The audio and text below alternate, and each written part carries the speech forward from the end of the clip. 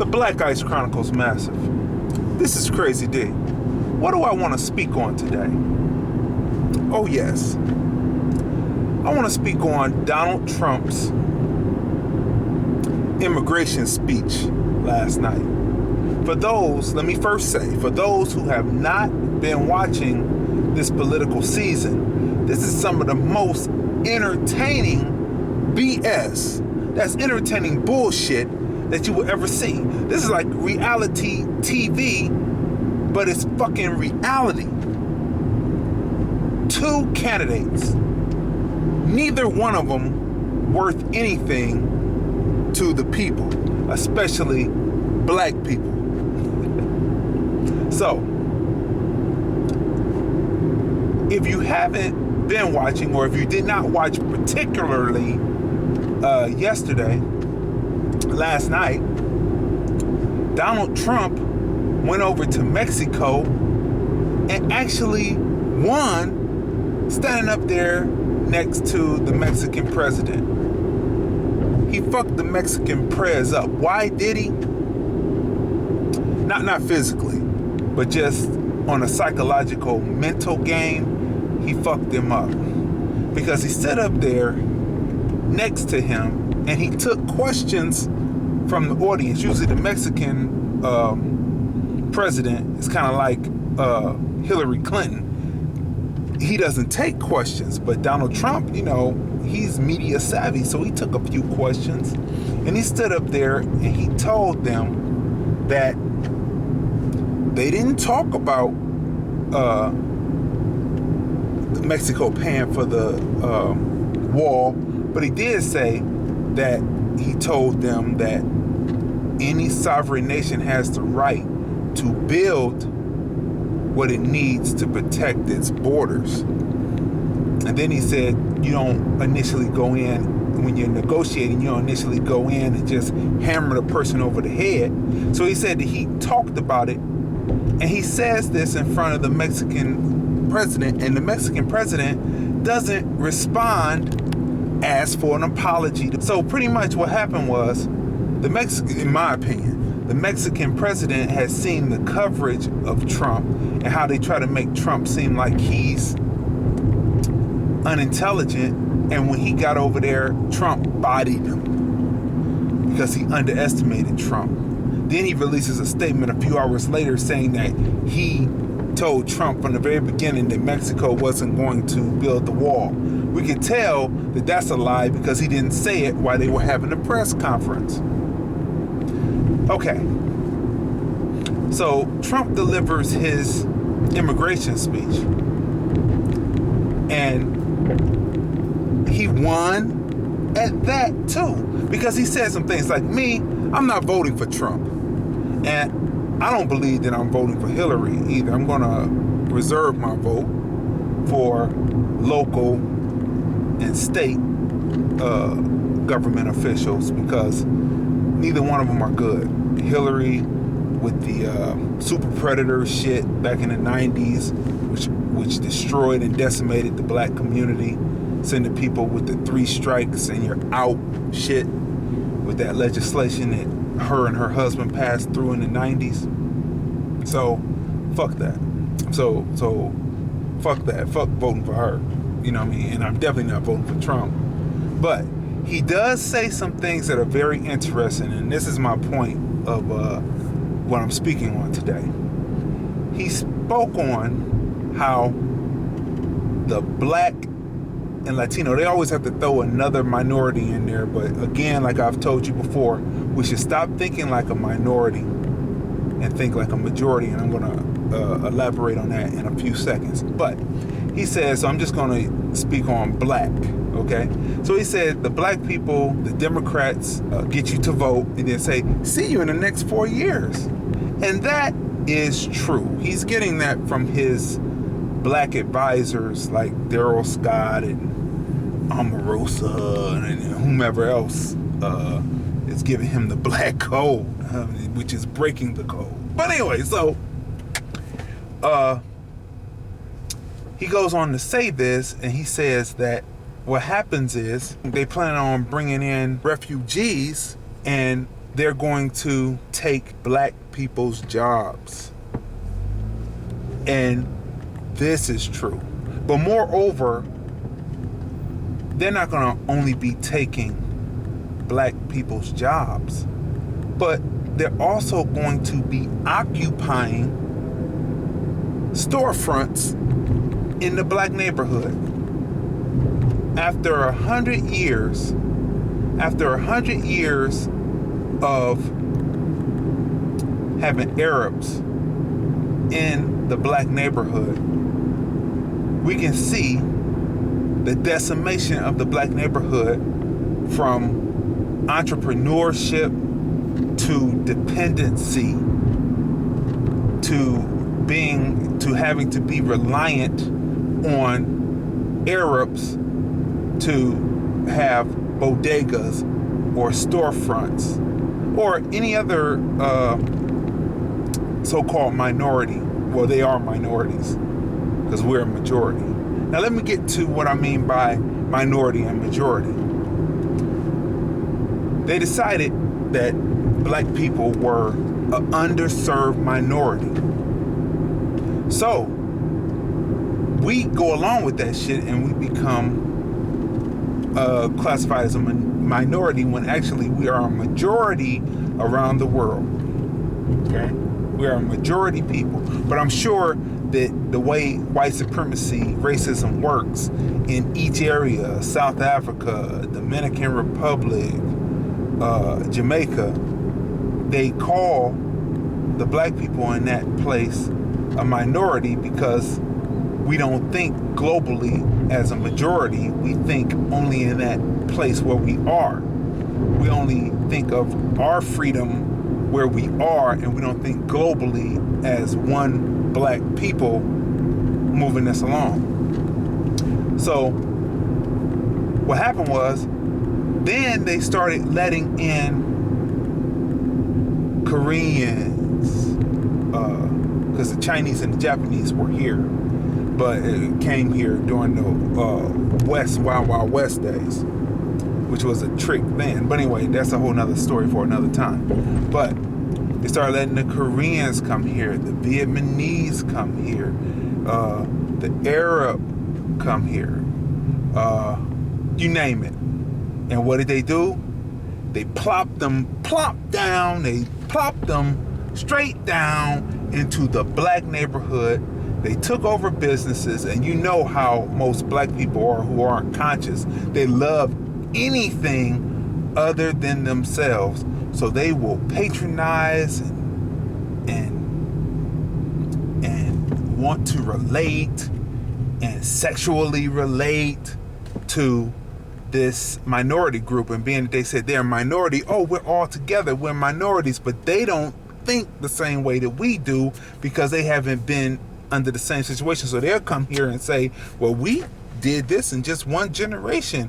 Why are the black people? Then they start talking shit like they want to be white supremacists too. So they do this. And so my mother told me a story about when the Puerto Ricans first dropped down in Cleveland, Ohio, and how the Puerto Rican men were abusing the black women who wanted to go. All black women did not go with the Puerto Ricans, but those who talking about, oh, that hair. And they were abused by these men. Knives, all kinds of shit, right? So that passed, and then you got the Arabs coming in, taking over storefronts, talking to women. Now, you never see their women. If you see their women, you can consider them like in servitude. They're not actually their women. They're more like their jump offs. If they have their women in their stores and they got them dressed tight to entice men, they are not their women. They are their jump offs. But meanwhile, our women walk in freely into these stores and don't understand the Arab code. They don't understand it. They don't understand that men are not supposed to talk to women because they're supposed to uphold them. Now, that's what they do. Now, how do I know this? I had a model. She had a Arabic name because her father was in Islam, right? But she shortened her name and she would just use the nickname. So it used to be this place that everybody would go to. It would be a gas station that everybody would go to after the parties were over in the flats. They would go to this gas station. And the Arab dudes, of course, they would flirt with the black women that came in there. So this particular time, she goes in and she's talking to the guy, and he decides to make his move. I guess he figures that he's gonna go on ahead and hit, in his mind, the slut, the bitch, the black bitch. Okay. So he gets her, he says, well, let me have your number. So she writes it down and she writes out her full Arabic name. And he looks at it and he says, "You a Muslim?" She said, "Yeah." He says, "I'm not supposed to talk to you." And he slid the number back and he stopped talking to her, and he never talked to her again, because it is a code that they live by. So if they are messing with you and freaking with you, they will still call it the Great White Satan. They will think of you as less than them, but they will act like everybody's all the same, but they will mess with you, leave you with children, and leave you destitute and nothing, because you don't see their women. So I explained it to her that, in other words, he was saying to you that before he realized that you were Muslim, he was treating you like a hoe, a slut, you know, a bitch. And then she just could not understand that. Now, telling that story and coming back forward to where I'm at today and what I'm speaking on today.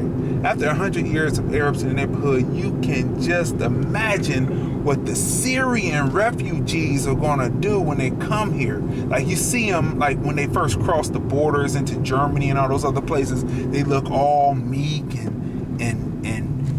weak and like, oh my God, help us, help us, help us. But when they get in the black community, all that shit is going to turn around, and you know that's why they're coming here, because it's been a serious game by the United States government.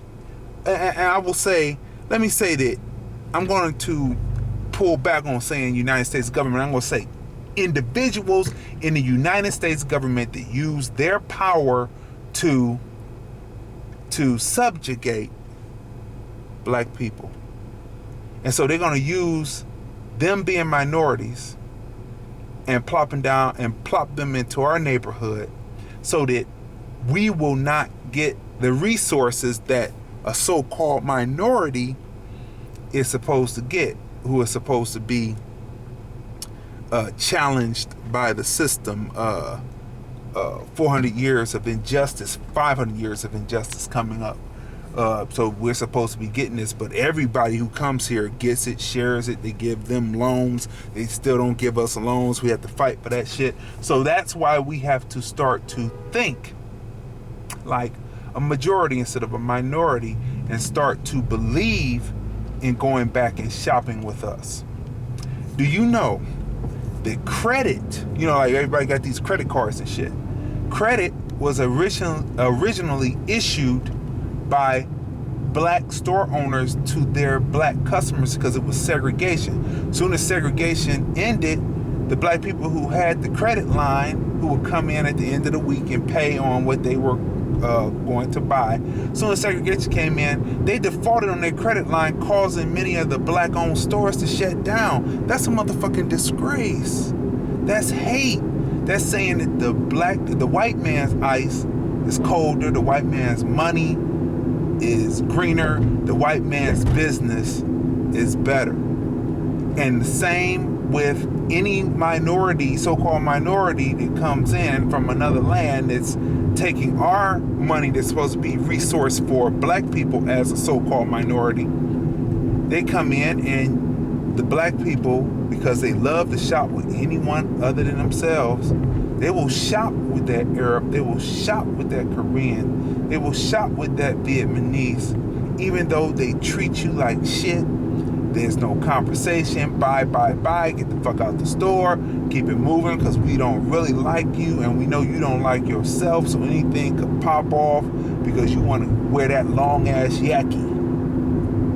So, but women, do what you like. I'm just speaking on this as far as how they think about you, what they think about you. So when Donald Trump says that they will be taking our jobs, he's misleading a little bit, because they will take jobs, but they also will take storefronts, which takes away from us building a strong black community, a Wall Street, a Rosewood, a California.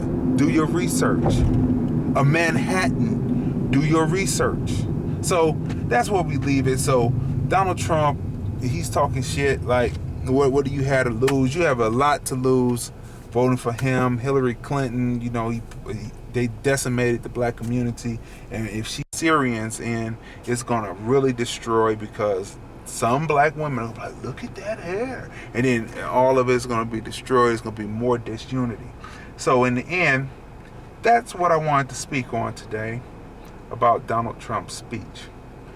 If you don't believe what I say, it's easier than what it was back in the 80s and the 90s when I was coming up, preteen, teen, and coming into adulthood. We had to go to the library where the truth about the lies is buried. Now you can go around the internet and search that shit. Search it. Many different sources. It's there for you to see, to look up with a click of the mouse. So there is no excuse for you to be misled or not know what's going on unless you want to be misled. So that's where we'll leave it. So that's it. I'm Crazy D. I'm putting it out there, letting you know what time it really is. The Black Ice Chronicles.